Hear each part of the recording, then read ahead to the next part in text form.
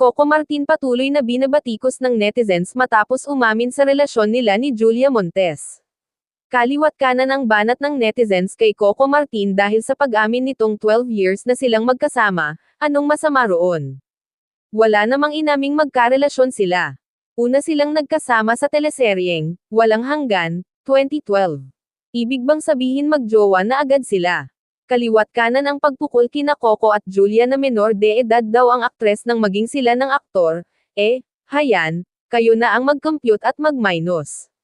Sobrang saya ng aktor nung gabi habang kasama si Julia sa celebrity screening ng Unbreak My Heart, dahil finally ay malaya silang nakapag-holding hands ni Julia na hindi naman din itinanggi ng aktor na espesyal sa kanya ang aktres. Kaya nasambit ni Coco na 12 years na silang magkasama, ng aktres na inisip kaagad ng netizens na magjowa na.